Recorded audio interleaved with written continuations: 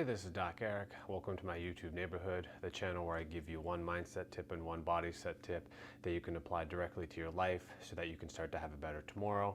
Today I want to talk about the concept of an information diet, and going on an information diet sounds kind of crazy, but we're going to talk about it. So let's go ahead and jump in.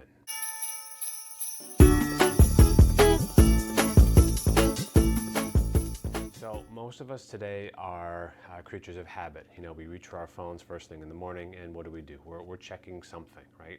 You might be checking social media, maybe you're checking the weather, maybe you're checking last night's news, sports scores, all those sorts of things, but we're constantly attached to our devices, and that becomes problematic because when we kind of fall into this pattern, this habit, we're losing out on life in other ways. So you're not connecting with the people around you, you're connecting with your device, and it's pretty tough to have a relationship with something like this, right? So the concept of going on an information diet, I think, serves multiple purposes, and this is something that I had heard many years ago from an entrepreneur named Tim Ferriss. He's a really cool guy. He has a great podcast. You can go ahead and check it out if you've got the time. And basically, he has a philosophy where he checks the news minimally throughout the day. He has the things that are directly impactful to his business that he focuses on the most because that's where he's at in his life. But he does not, find himself scrolling to the latest 5 seconds of news and things like that. What he does is he basically just kind of does a once over. Hey Doc Erik, just expanding on the point that I just talked about in the video that you're watching. This is me talking to you from the future. The point I was making with the Tim Ferriss analogy is that because he's such a busy guy, he condenses the information that he gets from external news sources so that he can be as efficient as possible doing the work that he does. And that way he's not distracted by other things that could be taken away from his creative attention. And that's something that I talk about later in this video about the concept of being a creative genius. So go ahead and check out the rest of this content, and I apologize for the interruption. Today, many of us are suffering from what I like to refer to as information overload. And basically what that means is there's a ton of information coming at us all the time through our electronic devices, through our computer screens. And basically what you're trying to do is you're trying to digest and try to process all this information. And that's pretty much like trying to drink water from a fire hose, right? It's pretty tough to do. You're going to get it everywhere. A lot of it's going to slip past you, and you're probably going to have to refer back to it later because you didn't absorb it the first time. So why would you want to subject yourself to all of that mental punishment when you can really kind of thin out and condense where you're getting your news from, right? So a lot of us, we get our news from social media. Maybe you have a favorite website or an app that you've loaded or a web page that you refer back to easily throughout the day. But do you really need to be checking that content on an hourly basis, for example, or maybe is in the morning and the evening enough for you?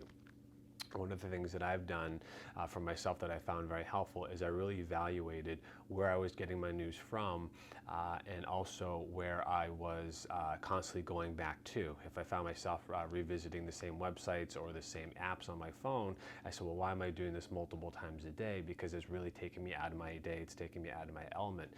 So I started to streamline everything. I picked designated times during the morning, the afternoon, and the evening so that I could focus 100% of my effort and actually pay attention to exactly what I was doing. So for example, emails, I typically check those first thing in the morning, and I'll also check them in the afternoon or in the evening if something in the morning is directly impactful to something later in the day. If not, I don't check them until the following day, because if people really need to get a hold of me, they'll call me on my phone or they'll alert me via social media messaging or something like that. Same thing with social media messaging.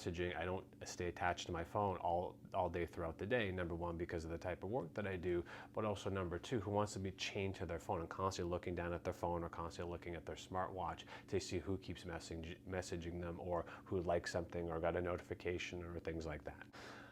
To borrow a term from my uncle-in-law, Rick Tamlin, he likes to use the word creative genius. And in his world, being a creative genius, we are all born with the innate ability to be a creative genius. We just kind of dampen that down based on the work that we do and the day-to-day stuff that we do. So we're really not present with our creativity.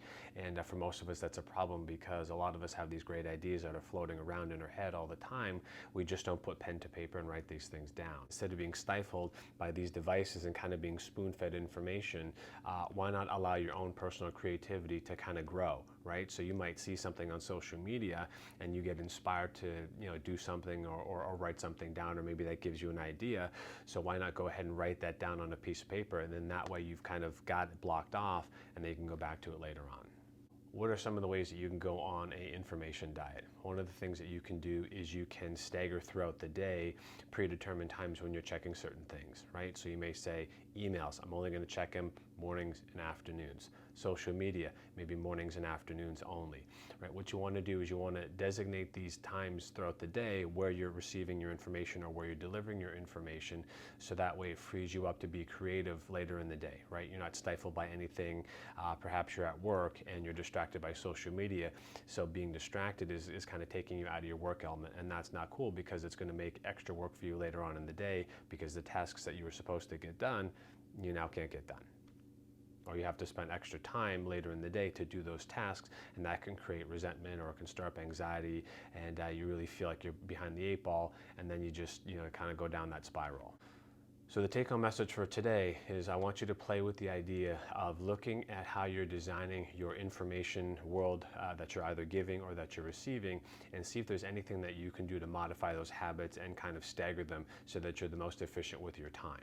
And I promise you that if you do that, you'll find that life seems to open up new doors of opportunity for you. You've created a free extra half hour in your day that you didn't think you had, but now you do, and that can allow you to be creative and do other things, other good things in the world. Okay, so there you have it. One mindset tip and one body set tip that you can apply directly to your life. In terms of this video, we talked about going on an information diet.